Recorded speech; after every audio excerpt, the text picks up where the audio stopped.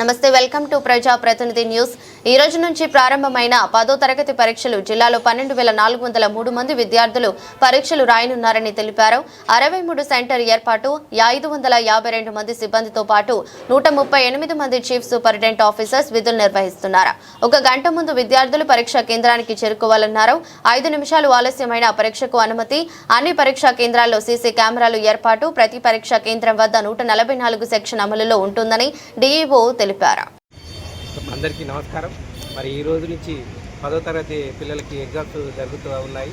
ఈ 12,403 మంది విద్యార్థులు ఎగ్జామ్స్లో పాల్గొంటున్నారు. వాళ్ళు ఎగ్జామ్స్ రాస్తూ ఉన్నారు.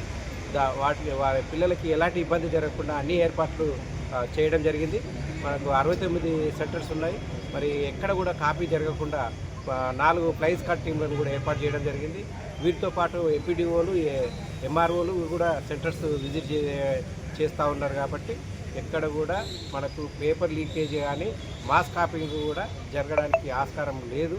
అదే పోలీస్ బందోబస్తు ఉన్నది, ఇన్విజిలేటర్స్ ఉన్నారు, చీఫ్ డిపార్ట్మెంట్ ఆఫీసర్స్ ఉన్నారు. కాబట్టి వీరందరి సమక్షంలో మనకు ఎగ్జాము ఈరోజు ఫస్ట్ డే ఈ రోజు నుంచి ఏప్రిల్ 16th వరకు ఈ ఎగ్జామ్స్ ఉంటున్నాయి. కాబట్టి మనకు పిల్లలకి ఎలాంటి ఇబ్బంది జరగకుండా ఈ టైంలోనే ఎగ్జామ్ సెంటర్కి చేరుకోవడానికి ఆర్టీసీ బస్సు కూడా ఏర్పాటు చేయడం జరిగింది.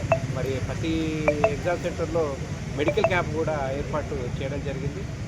ఎందుకంటే పిల్లలు అడవిలో వస్తుంటారు, తినక వస్తుంటారు. కాబట్టి వాళ్ళకి ఫస్ట్ ఎయిడ్ కిట్ ఉండాలనే ఉద్దేశంతో గౌరవ కలెక్టర్ గారు కూడా మరి లైన్ డిపార్ట్మెంట్ తోటి మాట్లాడి మీటింగ్ పెట్టి ఇన్స్ట్రక్షన్స్ ఇచ్చి ఎగ్జామ్ సెంటర్లో పిల్లలకు ఎలాంటి ఇబ్బందులు జరగకుండా ఉండడానికి వాటర్ డిపార్ట్మెంట్ వాళ్ళతోటి, మెడికల్ డిపార్ట్మెంట్ వాళ్ళతోటి, మరి ఎలక్ట్రిసిటీ డిపార్ట్మెంట్ వాళ్ళతో కూడా అందరితో మాట్లాడి గౌరవ కలెక్టర్ గారు మరి సెంటర్లో అన్ని సదుపాయాలు ఏర్పాటు చేయడం జరిగింది.